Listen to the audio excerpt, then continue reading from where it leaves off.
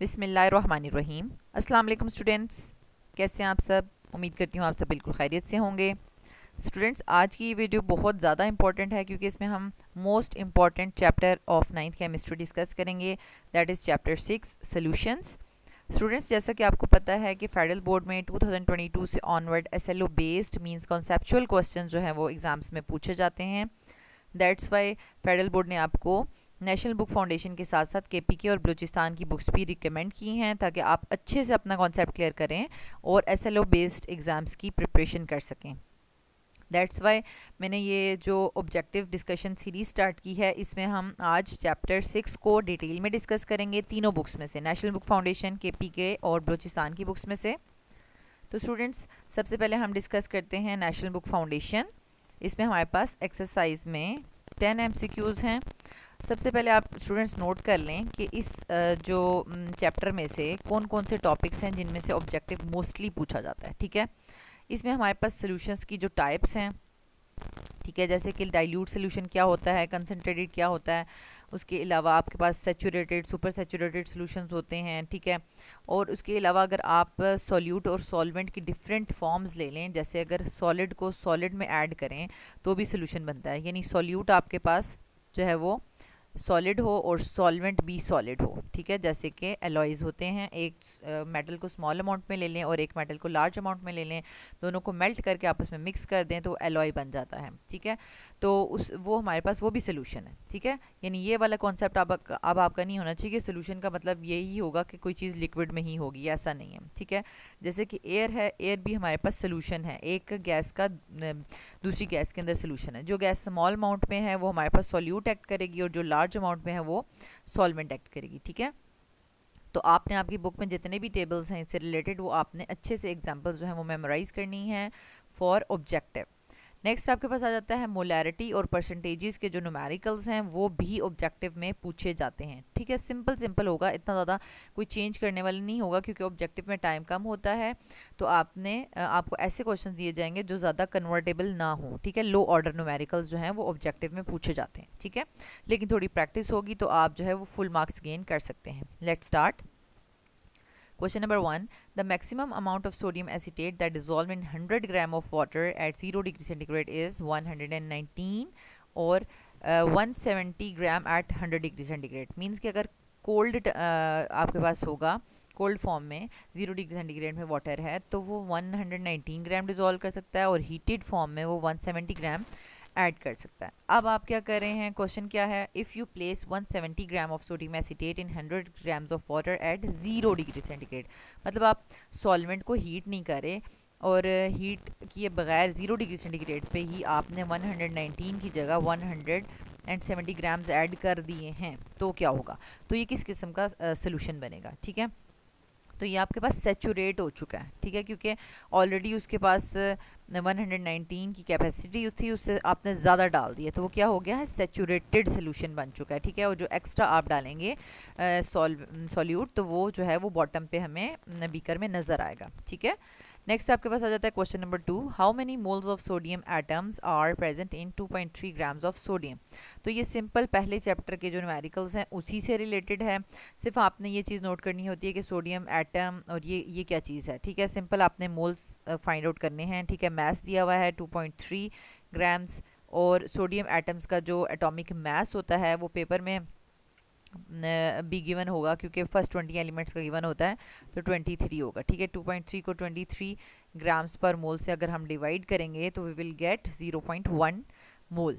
ठीक है, question number 3. What is the mass of 5 moles of hydrogen gas. ठीक है, यानी हाइड्रोजन गैस, यहाँ पर इंपॉर्टेंट बात है कि हाइड्रोजन गैस H2 की फॉर्म में एग्जिस्ट करती है। ठीक है, 5 मोल्स का फाइंड आउट करना है।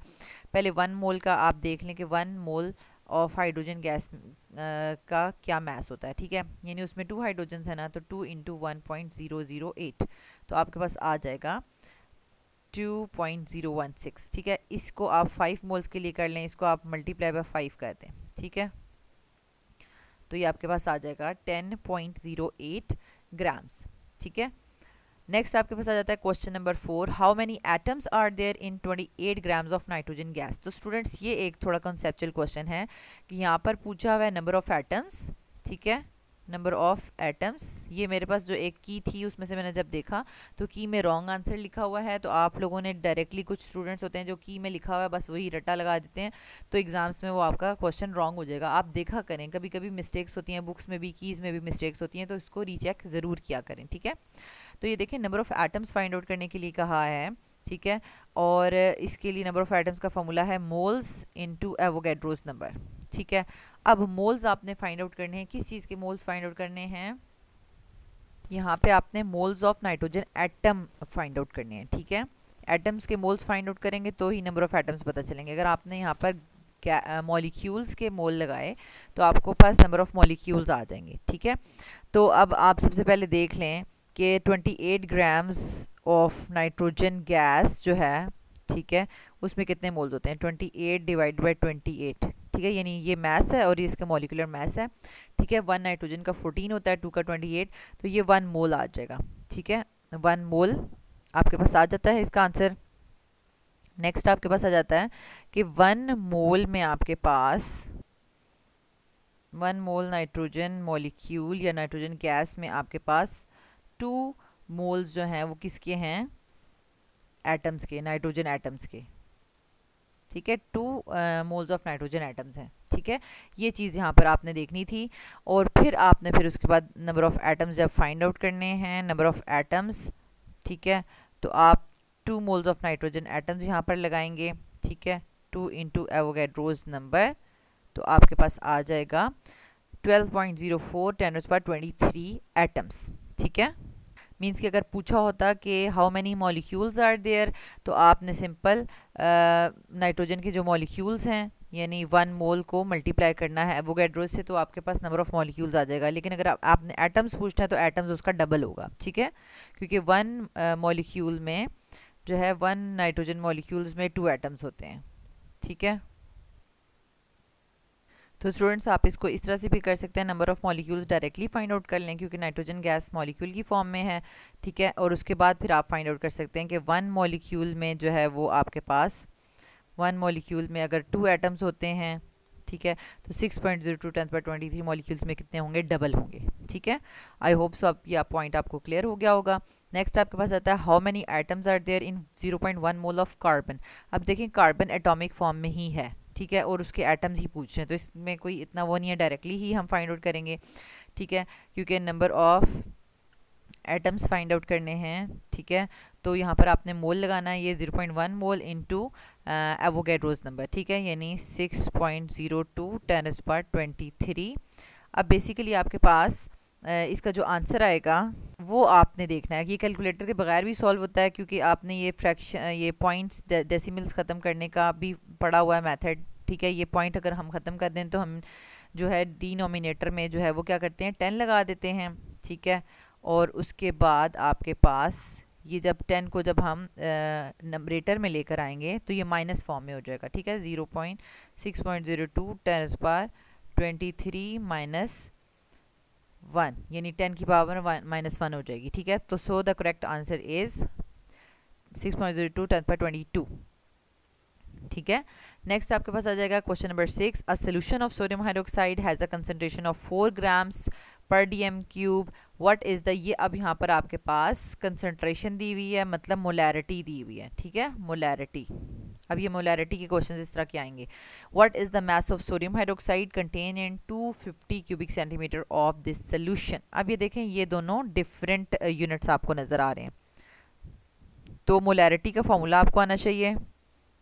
तो सबसे पहले आप जो है वो मोलैरिटी का फॉर्मूला लिख लें, ठीक है। मोलैरिटी का फॉर्मूला है आपके पास मास ऑफ सॉल्यूट, ठीक है, ये आपको भूलना नहीं है, डिवाइडेड बाय, तो स्टूडेंट्स यहाँ पर देखें mass of solute divide by molar mass of the solute multiply by 1 volume, और वॉल्यूम किस फॉर्म में होना चाहिए, volume of solution in dm³। अब ये देखें यहाँ पर ये आपको cm³ में गिवन है, ठीक है।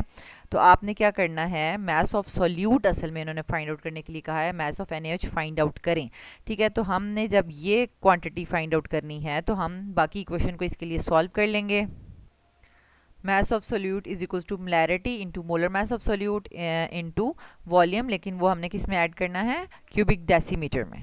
तो स्टूडेंट्स यहाँ पर हमारे पास मोलैरिटी 4 ग्राम थी और सोडियम हाइड्रोक्साइड का मोलर मास जो है वो 40 है और आपके पास जो वॉल्यूम है वो आपके पास गिवन है 250 cm3, ठीक है। तो 250 cm3 में पॉइंट आपके पास यहाँ है और इसको जब आप 1000 से डिवाइड करेंगे तो ये dm³ में कन्वर्ट हो जाएगा और 0.25 dm³ आ जाएगा। सॉरी, यहाँ पर इसकी मोलैरिटी की जो यूनिट है वो ग्राम नहीं होता बल्कि मोल्स पर dm³ होता है, ठीक है। तो हमारे पास ये आंसर आ जाएगा, तो आंसर आ जाएगा हमारे पास 40, ठीक है, क्योंकि हमारे पास इसका मोलर मास जो था NaOH का वो 40 है, ठीक है। तो हमारे पास 40 आ जाएगा। ये यूनिट्स देखें, dm³ से कट जाएगा, मोल से कट जाएगा, तो 40 ग्राम्स जो है वो मास आ जाएगा। तो स्टूडेंट्स यहाँ पर आप देख लें कि आपको प्रॉपर मोलैरिटी का फार्मूला नहीं भूलना चाहिए और आपको यूनिट्स कन्वर्ट करने आने चाहिए। अब जैसे मास ऑफ सोल्यूट फाइंड आउट करना था तो हमने मास ऑफ सोल्यूट के लिए इक्वेशन को अरेंज कर लिया, मोलैरिटी के साथ हमने मोलर मास और वॉल्यूम को मल्टीप्लाई कर दिया, ठीक है। So the correct answer is A, 40 grams. Next is question number 7. Which one of the following solution is more dilute? अब देखें solution की concentration जो है वो क्या होती है, molarity कैसे पता चलती है, moles per dm³। अब ये per dm³ का क्या मतलब है, पर का मतलब होता है 1, ठीक है। पर dm³ का मतलब होता है 1 dm³ में कितने मोल्स पड़े हुए हैं, ठीक है। तो जितने ज़्यादा मोल्स होंगे उतना ही कंसनट्रेटेड होगा और जितने कम मोल्स होंगे उतना डाइल्यूट होगा। तो अब ये देखें 1, 2, 0.1 और सबसे कम मोल्स जो हैं वो डी ऑप्शन में हैं, ठीक है। So this is the correct answer, ये सबसे डाइल्यूट होगा solution. Next is question number 8। A solution of NaOH contains 20 grams of this compound in 2 dm³ of the solution. अब यहाँ पर देखें आपके पास सीधा सीधा जो है वो ग्राम दे दिया गया है और वॉल्यूम जो है वो 2 dm³ दे दिया गया है, ठीक है। तो मोलैरिटी में आपने क्या करना है, मास ऑफ सोल्यूट डिवाइडेड बाय उसका मोलर मास लगाना है। क्या चीज़ है, सोडियम हाइड्रोक्साइड, इसका 40 होता है, अभी हमने देखा था, और 2 dm³ जो है वो इसका वॉल्यूम है, सोल्यूशन का वॉल्यूम है, ठीक है। तो ये अब क्या आंसर आ जाएगा इसका, 0.25 मोलर, ठीक है। तो ऐसे डायरेक्ट क्वेश्चन आएंगे लेकिन फॉर्मूला आपको आना चाहिए, ठीक है, correct. Next is question number 9। Which quantity is the same for 1 mole of hydrogen and 1 mole of water. तो 1 मोल ऑफ हाइड्रोजन और 1 मोल ऑफ वाटर के लिए आपके पास हमेशा नंबर ऑफ मॉलिक्यूल सेम होते हैं, क्योंकि नंबर ऑफ मॉलिक्यूल्स का क्या फॉर्मूला होता है, मोल्स इनटू एवोगैड्रोस। देखें एवोगैड्रोस तो कांस्टेंट है, तो मोल्स अगर सेम हैं, ठीक है, 1 मोल हैं, तो एवोगैड्रोस से मल्टीप्लाई करेंगे तो सेम नंबर ऑफ मॉलिक्यूल्स आ जाता है, ठीक है। नेक्स्ट और लास्ट हमारे पास है question number 10। If 1 mole of sodium contains x atoms of sodium. वैसे तो हमें पता है कि 1 मोल ऑफ सोडियम में कितने एटम्स होंगे, 6.02 × 10⁻23। अब वही बात है कि इसको थोड़ा कंसेप्चुअल करने के लिए इन्होंने ना इस पूरी वैल्यू को ना x के बराबर कह दिया, ठीक है, ताकि स्टूडेंट्स थोड़ा अगर कंफ्यूज हो जाते हैं तो वो गलत कर देंगे, ठीक है। तो आपने कंफ्यूज नहीं होना। If 1 mole of sodium contains x atoms, what is the number of moles contained in 46 grams of sodium. Simple है ये, आपको सिर्फ पहले वाले पार्ट से ये पता चल गया कि जो x है, x ये किसको कह रहे हैं, x जो है वो एवोगैड्रोस की जो वैल्यू है उसको कह रहे हैं, ठीक है। यानी 6.02 × 10⁻23 की जो वैल्यू है या एवोगैड्रो की वैल्यू उसको x कह रहे हैं। अब दूसरा जो पार्ट है उसमें देखें, what is the number of moles contained in 46 grams of sodium. तो स्टूडेंट्स यहाँ पर आप देख सकते हैं कि नंबर ऑफ मोल्स सिंपल पूछे हुए हैं, तो वैसे ये क्वेश्चन यहाँ पे मोल्स वाला नहीं होना चाहिए था। अगर इसको हम फर्स्ट पार्ट के साथ रिलेट कर रहे हैं तो नंबर ऑफ मोल्स पूछे हैं तो वो तो सिंपल आ जाएंगे, 46 को 23 से डिवाइड करेंगे तो 2 आंसर आ जाएगा, ठीक है। लेकिन अगर यहाँ पर ये होता कि आप बता दें कि what are the number of atoms, ठीक है, नंबर ऑफ एटम्स अगर पूछे होते यहाँ पर, ठीक है, number of atoms contained in 46 grams of sodium, ठीक है, नंबर ऑफ एटम्स पूछे होते, देन हम क्या करते हैं कि 46 डिवाइडेड बाय 23, तो हम पहले इसके मोल्स जो है वो 2 मोल्स फाइंड आउट कर चुके हैं। तो अब 2 मोल्स वही बात है, number of atoms find out करने हैं, तो वो क्या होगा, number of atoms is equals two moles into Avogadro's, ठीक है, एवोगैड्रोस नंबर। अब एवोगैड्रोस नंबर जो है वो x के इक्वल लिया हुआ है, तो मोल्स 2 हैं, तो वो 2x आंसर आ जाता, ठीक है। अगर यहाँ पर एटम्स पूछा होता तो ऑप्शन सी करेक्ट होता, लेकिन अब यहाँ पर बुक में जो है वो मोल्स पूछा हुआ है तो वो ए ऑप्शन करेक्ट है, ठीक है। इसको आपने एग्जाम्स में अच्छे से ध्यान से करना है कि क्या चीज़ पूछी हुई है, ठीक है। नेक्स्ट आपके पास आ जाता है केपी के पेशावर की text book question number chapter 6 का सॉल्यूशंस, ठीक है। इसमें भी 10 क्वेश्चंस हैं। क्वेश्चन नंबर 1 स्टार्ट करते हैं। Which one of the following solution is more dilute. Again ये देखें, ये बिल्कुल which one is more dilute, ठीक है। तो वहाँ पर भी इसी तरह से डिफरेंट वैल्यूज़ दी हुई थी। अब देखें सोल्यूशन का जो है वो कंसनट्रेशन कैसे पता चलती है। मोलैरिटी यानी मोल्स को हम पर डीएम क्यूब में डिज़ोल्व करते हैं, ठीक है। 1 डीएम क्यूब में हम डिज़ोल्व करते हैं, तो मोल्स जितने जो है वो क्या होते जाएंगे, आपके पास कम होते जाएंगे, उतना ही ज़्यादा डाइल्यूटेड होगा। यहाँ पर देखें सबसे कम मोल्स हैं 0.05 मोल्स इन 1 डीएम क्यूब, तो ये करेक्ट आंसर है for dilute solution. Next is question number 2, milk is an example of. अब ये आपके पास देखें कि सोल्यूशंस, कोलाइड्स और सस्पेंशंस जो हैं इनका टेबल गिवन है और इनकी एग्जांपल्स भी गिवन हैं, तो आपने ये जो है वो टेबल्स याद करने हैं। उनमें से कोई भी एग्जांपल आपसे पूछी जा सकती है, ठीक है।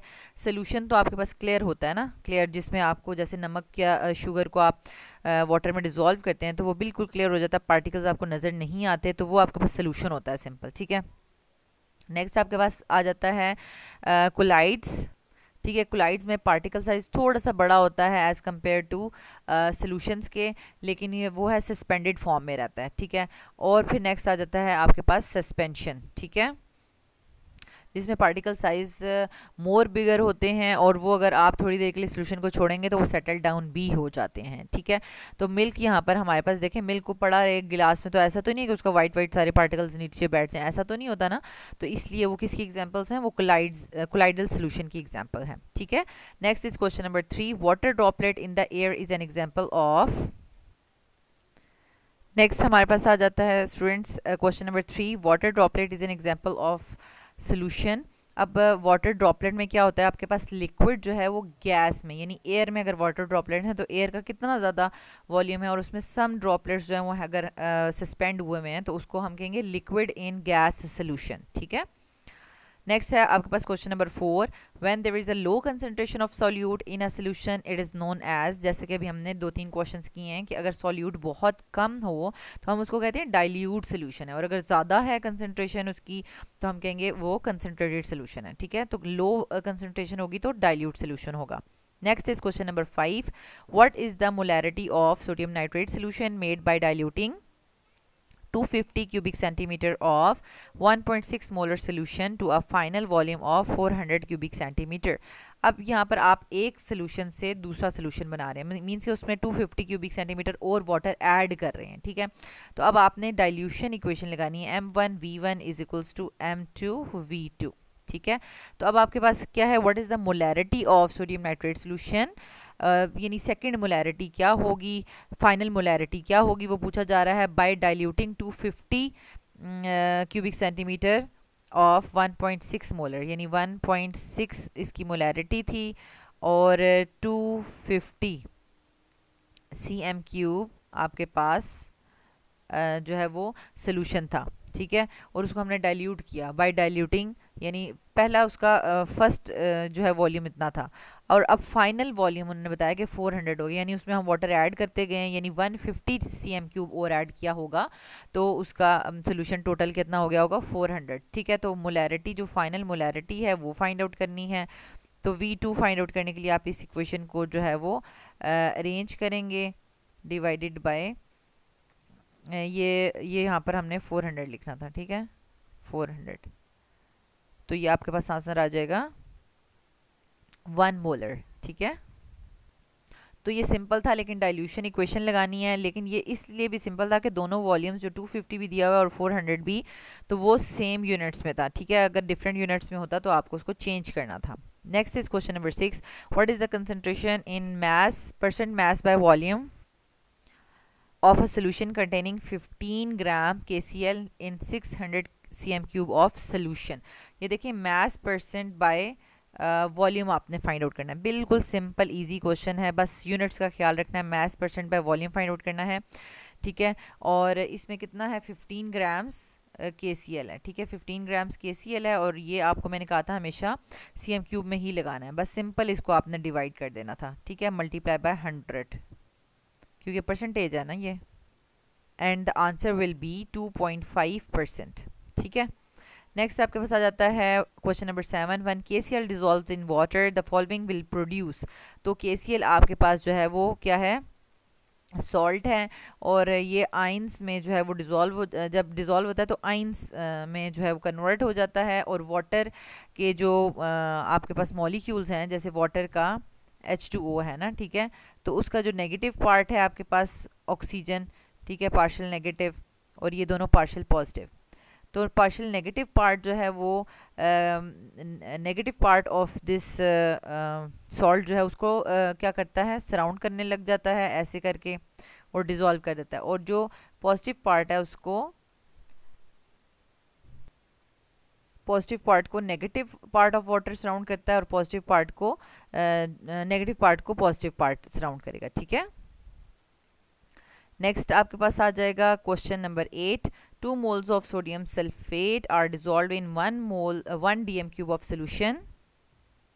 मोलैरिटी ऑफ सोल्यूशन इज, तो अब इसकी मोलैरिटी क्या है, सिंपल है, आपके पास आपने 2 मोल्स को 1 dm क्यूब में डिजोल्व करना है, तो ये मोल्स पर dm क्यूब ही होता है, 2 डिवाइड बाई 1, ठीक है, तो सिंपल 2 आंसर आ जाएगा, ठीक है। Next is question number 9, molarity is the number of moles of solute dissolve in 1 dm cube of solution, ठीक है, यानी ये सॉल्वेंट वाला नहीं है। अब आपने 1 dm क्यूब यहाँ पर देख लिया, तो आप उसको सी को टिक कर देंगे। मोलैरिटी में आप सोल्यूशन की बात करते हैं, सोल्यूशन का वॉल्यूम लगाना होता है, सॉल्वेंट का नहीं लगाते, ठीक है। Next is question number 10, last question, the molarity of sodium hydroxide solution bye dissolving 4 gram of it in 250 ml of water is.